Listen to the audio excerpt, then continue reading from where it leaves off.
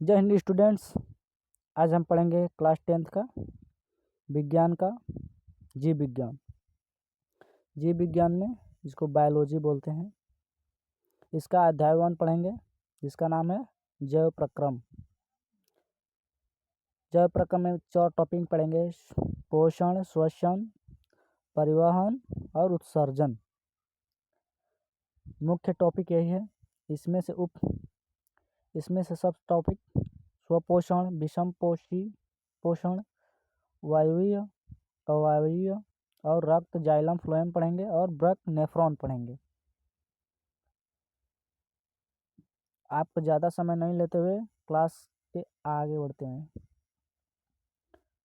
ये बात ध्यान से रखें कि आप लोग क्लास के साथ साथ अपना नोट्स भी बनाया करें। क्लास के लास्ट में आपको क्वेश्चन आंसर दिया जाएगा लिखने के लिए।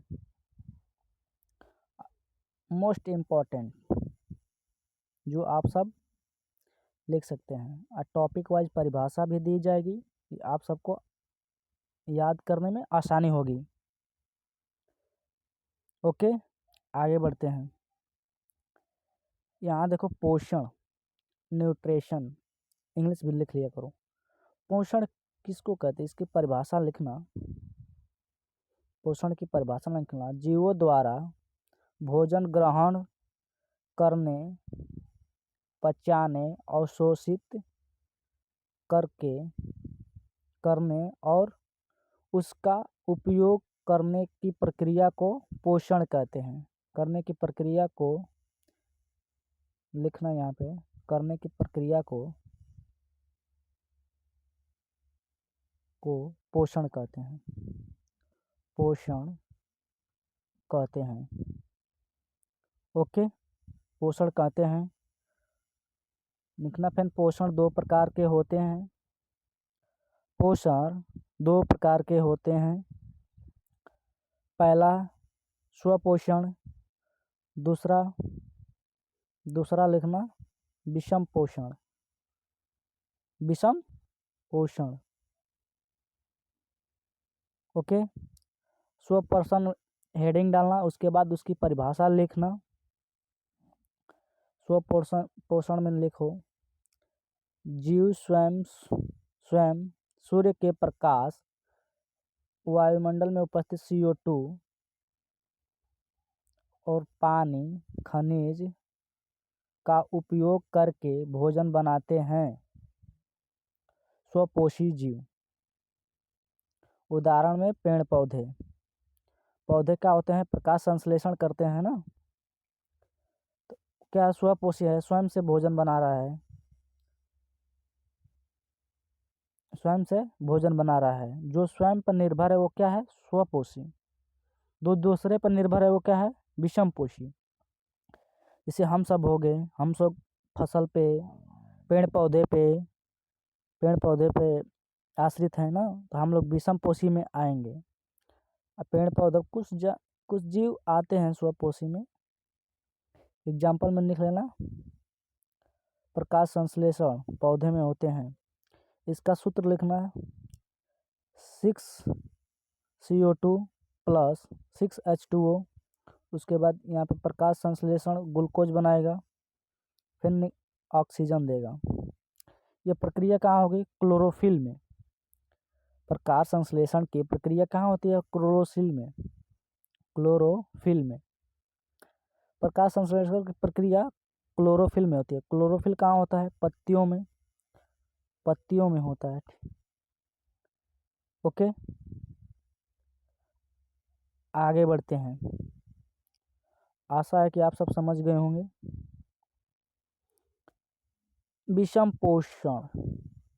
पोषण में देखो, यहाँ ध्यान दो।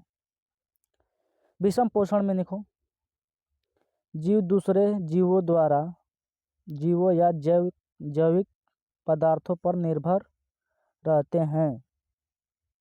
जीव दूसरे जीवों या जैविक पदार्थों पर निर्भर रहते हैं, वो क्या कहलाते हैं, विषम पोषी कहलाते हैं। ओके, विषम पोषी का परिभाषा लिख लेना। इसके प्रकार क्या होते हैं? विषम पोषी में समझो, हम सब हो गए मानव। मानव क्या है?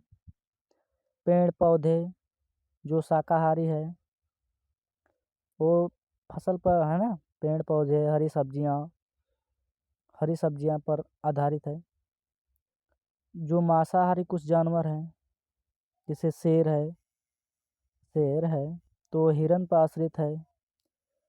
हिरन जानवर, जो भी जानवर हो, कोई ना कोई जानवर को मार के खाएगा, तो सबका अपना अपना पोषण है। तो क्या वो भी दूसरे पर निर्भर है ना, हिरन पर निर्भर है।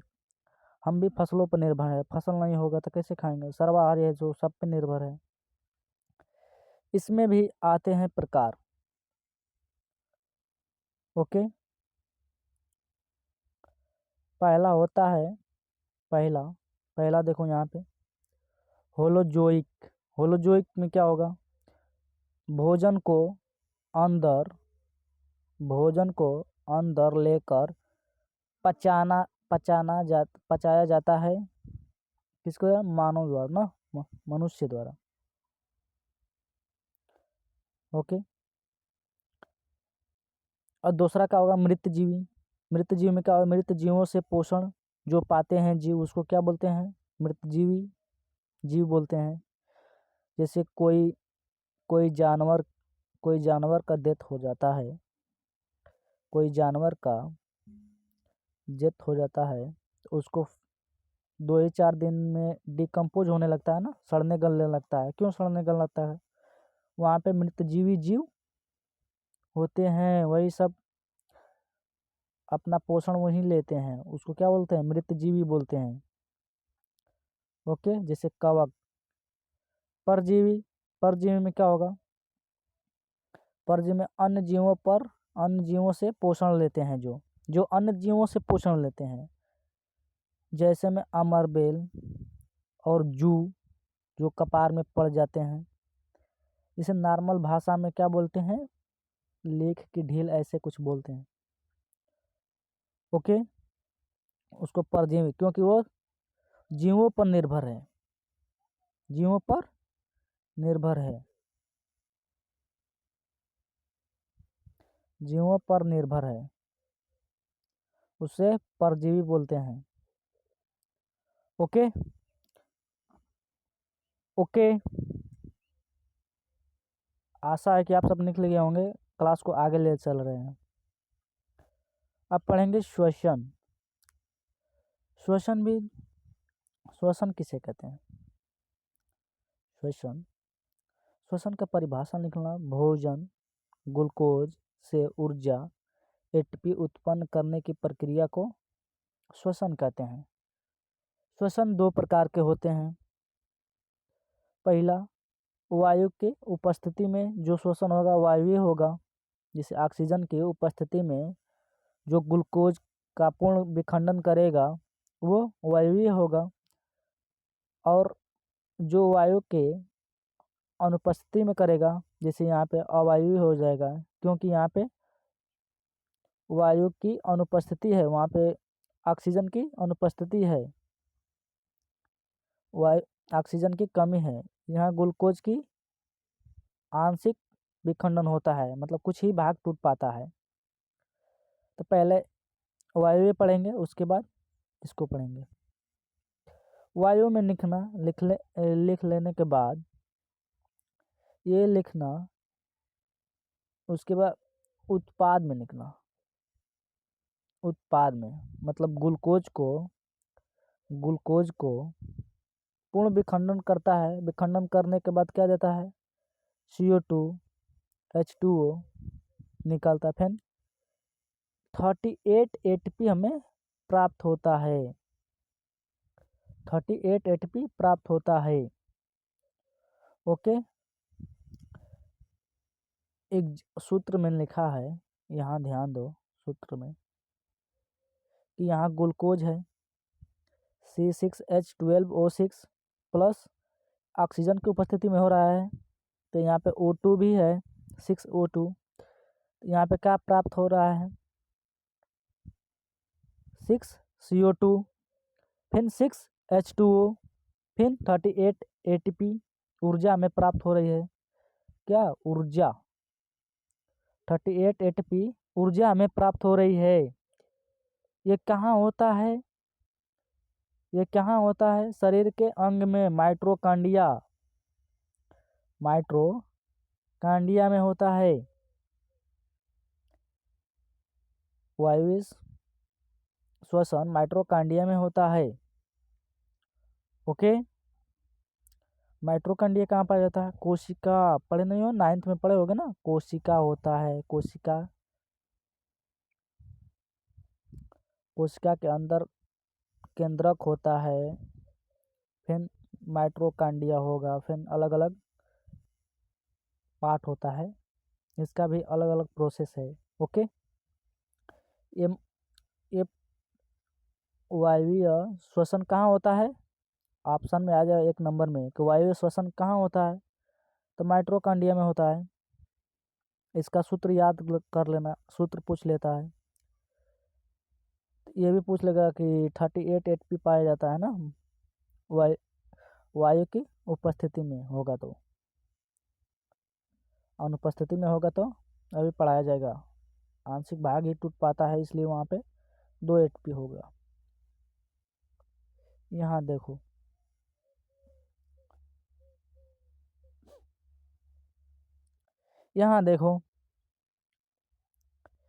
यहाँ वायवीय श्वसन, अवायवीय श्वसन। अवायवीय श्वसन में क्या होगा? यहाँ पे देखो, यहाँ पे ऑक्सीजन की अनुपस्थिति में ग्लूकोज का आंशिक विखंडन होता है।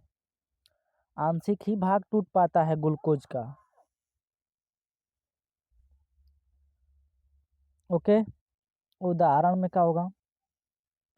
उदाहरण में होगा मानव मांसपेशियां में लैक्टिक एसिड जम जाना।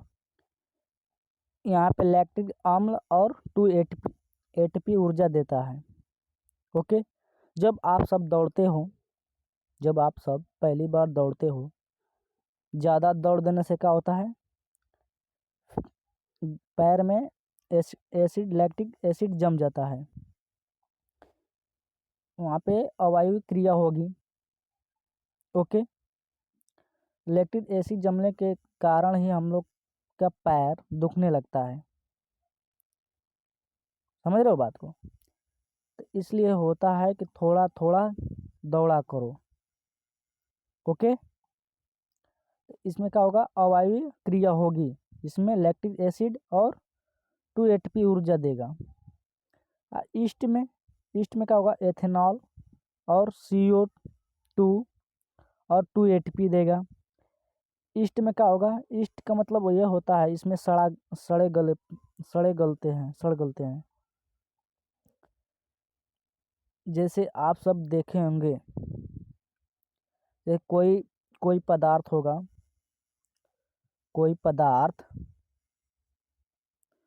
पदार्थ होगा, तो वो रखे रखे उस पर पानी पड़ता रहेगा, तो क्या होगा? वो डिकम्पोज होने लगता है।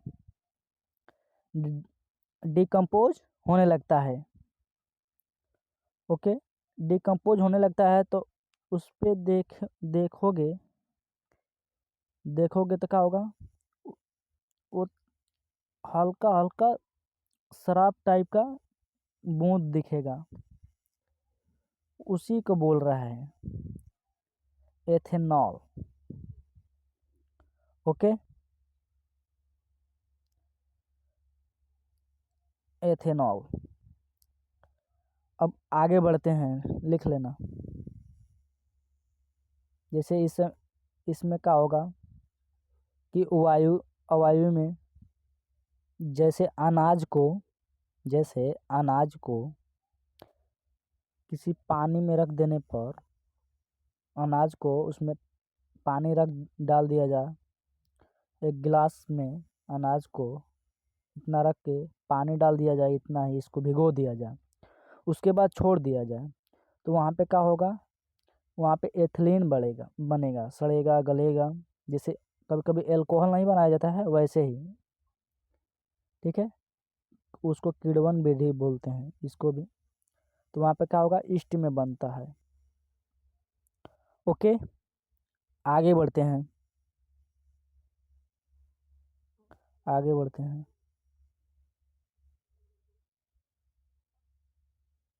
तीसरा में देखो परिवहन, क्या पढ़ेंगे, परिवहन। परिवहन समझो, परिवहन देखो यहाँ पे परिवहन का क्या होता है। परिवहन का मतलब ये समझ रहे हो ना, किसी का आदान प्रदान करने की बात हो रही है, किसी पदार्थ का या किसी तत्व का आदान प्रदान करने का बात हो रही है, इसलिए इसको परिवहन बोलते हैं। यहाँ देखो परिवहन का परिभाषा, परिवहन का परिभाषा लिखना, शरीर में पदार्थों का संचरण, शरीर में पदार्थों का संचरण, ये कोष्टक में लिखना है, पोषक तत्व, ऑक्सीजन, अवशिष्ट पदार्थ, संचरण होना ही पोषण कहलाता है। पदार्थों का संचरण होना ही पोषण कहलाता है, लिख लेना। वो किसके द्वारा होता है, ब्लड के द्वारा, रक्त के द्वारा। रक्त के घटक कितने होते हैं, समझ रहे हो बात को। रक्त के घटक मतलब रक्त में क्या क्या पाए जाते हैं, ये ध्यान दो। घटक में पहला लाल रुधिर कणिकाएं, उसके बाद श्वेत रुधिर कणिकाएं, फिर प्लेटलेट्स, फिर प्लाज्मा। ओके, पाया जाता है, प्लाज्मा पाया जाता है। अब यहाँ देखो आरबीसी, रक्त, रेड ब्लड सेल्स बोलते हैं लाल रुधिर कणिकाओं को, रेड ब्लड सेल्स, इसलिए आरबीसी लिखा हुआ है। इसका क्या काम होता है, ऑक्सीजन का परिवहन किसके द्वारा कराता है, हीमोग्लोबिन के द्वारा। ऑक्सीजन का परिवहन किसके द्वारा होता है, हीमोग्लोबिन के द्वारा होता है। ओके, अब देखो डब्ल्यूबीसी, डब्ल्यूबीसी में क्या होगा, वाइट ब्लड सेल्स, इसमें क्या होगा, रोगाणुओं से लड़ता है, इसी को क्या बोलते हैं, प्रतिरोधक क्षमता। जिसका डब्ल्यूबीसी ज़्यादा होगा उसका प्रतिरोधक क्षमता ज़्यादा होगा, बात समझो। ओके, उसके बाद प्लेटलेट्स का क्या काम होता है, रक्त का थक्का बनाना। प्लेटलेट्स का कार्य क्या होता है, रक्त का थक्का बनाना।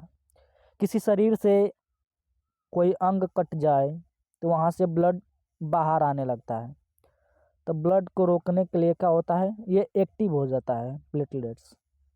एक्टिव होने के बाद क्या होगा, ब्लड को यहीं पे जमा देगा, जहाँ से ब्लड वायु के संपर्क में आएगा तो ही जमना स्टार्ट हो जाएगा। इसका क्या होता है, प्लेटलेट्स का काम रक्त को थक्का बनाना। जिसका प्लेटलेट्स कम होगा उसका ब्लड ज़्यादा बहता निकलता है। ओके, प्लेटलेट्स की कमी यही होती है कि जिसकी ब्लड, अगर सिर पे घाव लग गया तो ब्लड बहना स्टार्ट हो गया तो वह जल्दी रुकता नहीं है। अब रुकेगा कैसे, जब थक्का बनाएगा तब रुकेगा। और प्लाज्मा, प्लाज्मा क्या का कार्य क्या है, प्लाज्मा का कार्य क्या है, पोषक तत्व और पोषक तत्व और हार्मोन का परिवहन, पोषक तत्व और हार्मोन का परिवहन, लिख लेना। ओके, अब परिवहन के घटक रक्त पढ़ लें। अब क्या पढ़ेंगे, अब पढ़ेंगे, ये तो इंसानों में हो गया परिवहन, ये किस में हो गया, इंसानों में, मानव में। ओके, अब उसके बाद देखो जाइलम एंड फ्लोएम, ये भी क्या है, परिवहन के, ये भी परिवहन करते हैं। इसका भी काम है एक दूसरे तक पहुंचाना, कोई तत्व या खनिज या कोई लवण। ओके,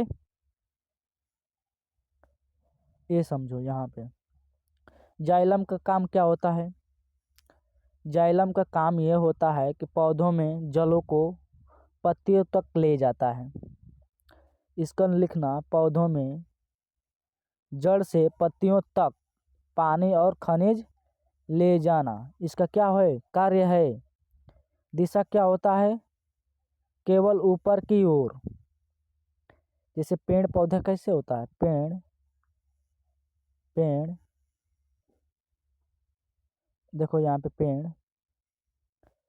अब पेड़ पौधा ऐसे होगा, यहाँ पे जड़ होगी इसकी, तो जड़ से ही क्या होगा जाइलम जाएगा किसको खनिज और लवण और पानी को हर पत्तियों तक ले जाएगा, हर पत्तियों तक ले जाएगा। ओके, इसकी दिशा क्या होती है नीचे से ऊपर की ओर या केवल ऊपर की ओर निकलो। ओके, अब फ्लोएम का कार्य देखो। फ्लोएम का कार्य ये है कि फ्लोएम मतलब फल समझो, भोजन, फूड। ये क्या होगा पत्तियों से भोजन ग्लूकोज को पूरे पौधे तक पहुंचाता है। कौन फ्लोएम क्या है भोजन को बांटता है हर अंग तक, पेड़ पौधों के हर अंग तक, पत्तियों तक, हर जड़ों तक भी जाता है, हर डांगियों तक जाता है। ओके, इसकी दिशा क्या होती है ऊपर से नीचे की ओर, पत्तियों से कहाँ आएगा जड़ की ओर आएगा। ओके, अब आगे बढ़ते हैं, लिख लेना। क्लास में रुके रहें और यहाँ पे आपको क्वेश्चन आंसर कराया जाएगा। अब उत्सर्जन पढ़ेंगे,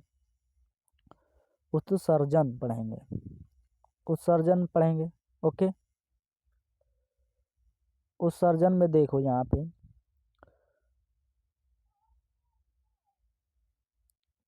देखो उत्सर्जन का परिभाषा लिख लेना कि शरीर से हानिकारक अवशिष्ट पदार्थों यूरिन या CO2 को बाहर निकालना। जो भी नुकसानदायक हमारे शरीर के अंदर होता है उसको बाहर निकालना का होता है उत्सर्जन। शरीर से बाहर निकालो क्या बोलते हैं उत्सर्जन। इसकी परिभाषा लिख लेना, जिसको क्या बोलते हैं एक होता है वृक्क, जिसके क्या बोलते हैं किडनी का कार्य क्या होता है रक्त से यूरिन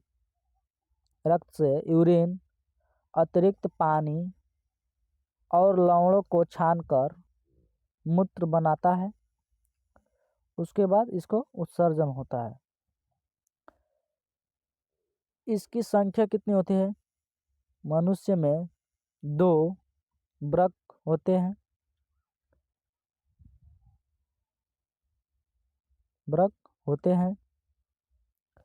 कमर के पास। ओके, लिख लेना। किडनी का काम क्या होता है रक्त से यूरिन को छानना, ये क्या ब्लड का कार्य है, और अतिरिक्त पानी को लवणों को छानना। अब पढ़ेंगे नेफ्रॉन। क्या पढ़ेंगे नेफ्रॉन। अब नेफ्रॉन में देखो ये वृक्क की कार्यात्मक इकाई है जो वृक्क में पाया जाता है। जैसे वृक्क ऐसे होगा ना तो उसमें कोई संरचना ऐसे बनी होती है, उसको नेफ्रॉन बोलते हैं। तो इसलिए लिखा गया है कि वृक्क की क्रियात्मक इकाई है। ओके, इसकी प्रक्रिया क्या होगी छानता है किसको छनन होता है। छनन में देखो ग्लोमेरुलस के रक्त का छनना, उसके बाद पुनः अवशोषण का मतलब क्या होगा ट्यूलिन में उपयोग पदार्थों को वापस लेना। उसके बाद श्रावण होता है, अवशिष्ट को मूत्र में मिलाना। ओके, नेफ्रॉन का कार्य लिख लेना। ये भी किडनी का एक हिस्सा होता है, परिवहन का, उत्सर्जन का हिस्सा होता है। ओके, आगे बढ़ते हैं। अन्य महत्वपूर्ण शब्दावली, यहाँ पे ध्यान देने की बात है कि प्रकाश संश्लेषण, जिसको फोटोसिंथेसिस बोलते हैं, क्या होता है? पौधों द्वारा प्रकाश ऊर्जा को रासायनिक ऊर्जा में बदला जाता है, जिसे रासायनिक ऊर्जा मतलब ग्लूकोज में बदला जाता है प्रकाश संश्लेषण में। जाइलम, जाइलम में देखो, जाइलम में जैव उत्प्रेरक जो पाचन और चयापचय की गति बढ़ाते हैं, और ये हीमोग्लोबिन, ये आरबीसी में पाया जाता है।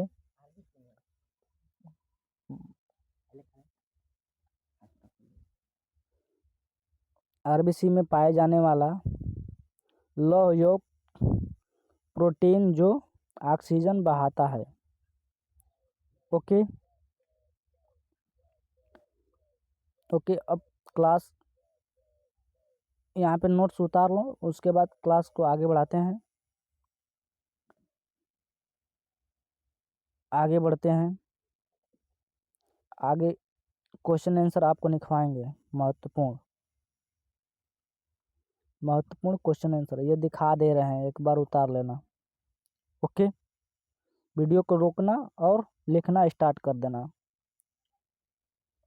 ओके, परिवहन लिखना, उसके बाद जाइलम फ्लोएम लिख लेना। अब यहाँ पे 10 मिनट और इंतज़ार करें, 10 मिनट धैर्य रखें, उसके बाद आपको यहीं पे क्लास में बने रहें 10 मिनट, आपको क्वेश्चन आंसर करा दिया जाएगा। देखो यहीं से क्वेश्चन आंसर आपका स्टार्ट हो रहा है। तो प्रकाश में से देगा, प्रकाश संश्लेषण का क्रिया समझाइए। यानी पहला क्वेश्चन आंसर, पहले प्रश्न का प्रश्न क्या है? देखो, आपको हम दिखाते चलेंगे, आप उतारते चलना। ओके, ये स्वपोषी और विषमपोषी में अंतर लिखने को देगा। आगे बढ़ते हैं, यहाँ पे लिख लेना स्वपोषी और विषमपोषी, लिखने के बाद ये लिख लेना, यहाँ ऐसे बांटा गया है। ओके, ऐसे बांटा गया है, जहाँ डैश वाली लाइन है ना, ऐसे लाइन है ना, वहीं से बांटा गया है। आगे बढ़ते हैं, ये देखो प्रकाश संश्लेषण की प्रक्रिया समझाइए, ये आ जाएगा। तो आपको लिखना होगा प्रकाश संश्लेषण की परिभाषा लिख लेना, उसके बाद सूत्र भी देना होगा, सूत्र के साथ साथ उसका महत्व भी आपको समझाना होगा। ठीक है, उसके बाद लिख लेना। अब आगे पढ़ते हैं तीसरे क्वेश्चन पे। बोले थे आपको लास्ट में क्वेश्चन आंसर लाए हैं, दिखाएंगे, अब पढ़ लेना। ये देखो, वायवीय और अवायवीय में श्वसन, वायवीय और अवायवीय श्वसन में अंतर लिखिए। वायु और अवायवीय में श्वसन में अंतर लिखिए, ऐसे ऐसे लिख लेना है। इस साइड वाला इसका है वायवीय श्वसन का, इसके बाद ये क्या है? अवायवीय श्वसन का। ओके, लिख लेना। आगे बढ़ते हैं, वायु श्वसन में आपको बताया गया था ना कि वायु में 38 एटपी मिलता है, इसमें 2 एटपी मिलेगा। ये इसमें कम ऊर्जा प्राप्त होती है, इसमें अधिक ऊर्जा प्राप्त होती है। इसमें उत्पाद में क्या होता है? CO2 और H2O मिलता है, इसमें लैक्टिक एसिड और एथिलीन मिलता है उत्पाद में। ये ऑक्सीजन की अनुपस्थिति में होता है, ये ऑक्सीजन की उपस्थिति में होता है। अब याद हो जाएगा ना? ओके, आगे बढ़ते हैं।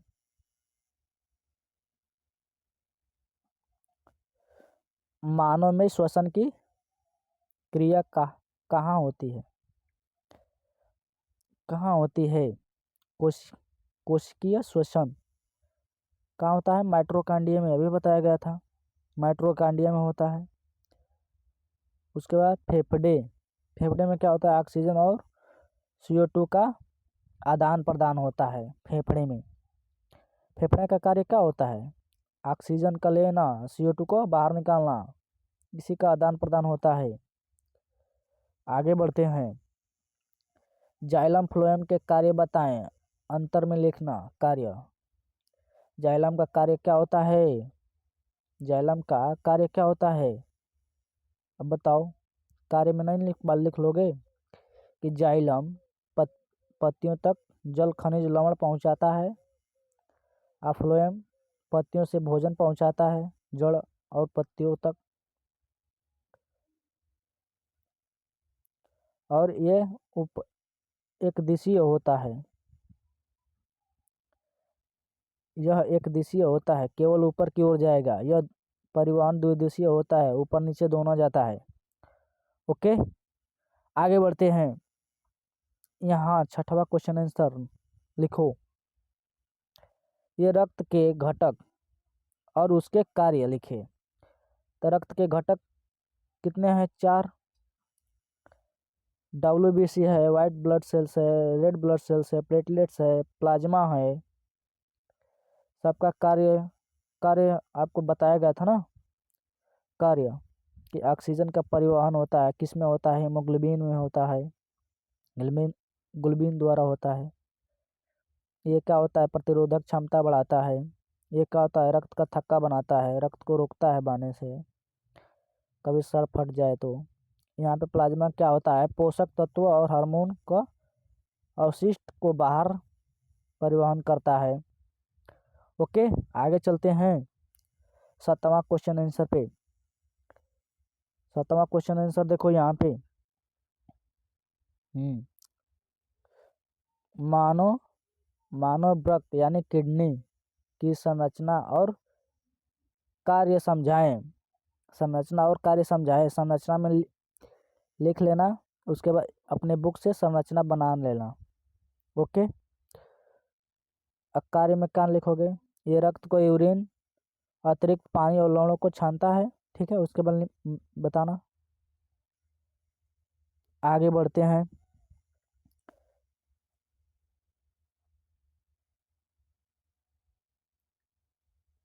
यहाँ देखो 8वां क्वेश्चन है, नेफ्रॉन की कार्य प्रणाली समझाएं। कार्य प्रणाली नेफ्रॉन क्या होता है? छनन करता है, पुनः अवशोषित करता है, उसको फिर स्रावित करता है। लिख लेना, यही अभी बताया गया था। ओके, अब अन्य जो इम्पोर्टेंट क्वेश्चन है, महत्वपूर्ण क्वेश्चन, वो दिखा रहे हैं। ये देखो यहाँ पे, होलोजोइक पोषण क्या है? उदाहरण दें। होलोजोइक पोषण आपको बताया गया था ना कि हम सब आएंगे मनुष्य भोजन जो अंदर पचाते हैं। यहाँ पे देखो, ये चूर्ण, अग्रचूर्ण, फिर पाचन, फिर अवशोषण, फिर स्वांगीकरण, फिर उत्सर्जन होता है, फिर बाहर निकाला जाता है पचने के बाद। ओके, लिख लेना। अब चलते हैं 10वां क्वेश्चन आंसर पे। 10वां क्वेश्चन आंसर देखो यहाँ पे, मांसपेशियों और अवायवीय श्वसन क्यों होती है? तो ये क्या होगा? तीव्र तीव्र व्यायाम के दौरान ऑक्सीजन की कमी होती है। ऑक्सीजन की कमी होती है। ग्लूकोज का आंशिक विखंडन होता है, जिससे लैक्टिक एसिड और 2 ATP बनता है। और परिमाण में क्या होता है? मांसपेशी में थकान या ऐंठन हो जाता है। ओके, मतलब दुखने लगता है।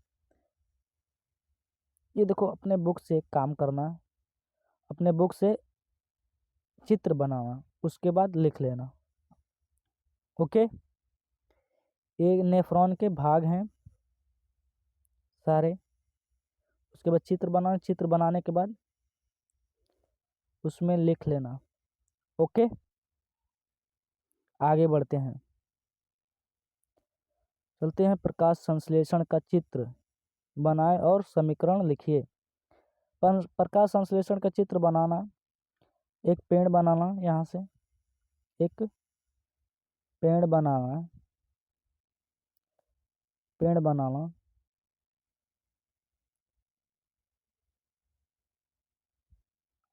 रुक जाओ, एक सूर्य बनाना, एक पेड़ बनाना, ठीक है। जैसे मैं यहाँ पे क्या हो गया, सूर्य हो गया, और यहाँ पे पेड़ हो गया। ओके, यहाँ से प्रकाश आएगा, इसको सिंबलाइज करके प्रकाश संश्लेषण में देगा, उसको चित्र को बना देना। उसके बाद समीकरण लिख लेना। ये कहाँ होता है, ग्लूकोज में प्रकाश संश्लेषण होता है। यहीं पे अब यही लास्ट क्वेश्चन आंसर था, दो में चित्रण करना था। क्लास को यहीं विराम देने की स्थिति में आ चुके हैं।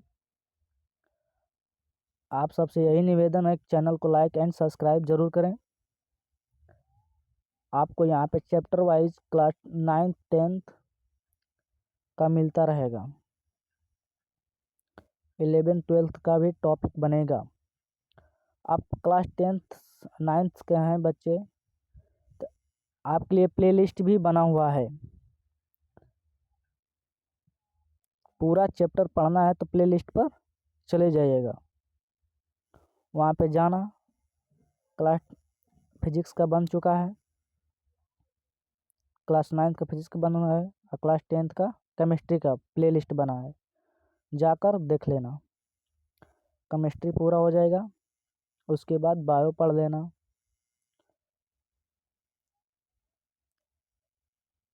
यहीं पे क्लास को विराम देते हैं। आप सबसे निवेदन है कि आप ज़्यादा से ज़्यादा लाइक और शेयर ज़रूर करें, लाइक और शेयर ज़रूर करें।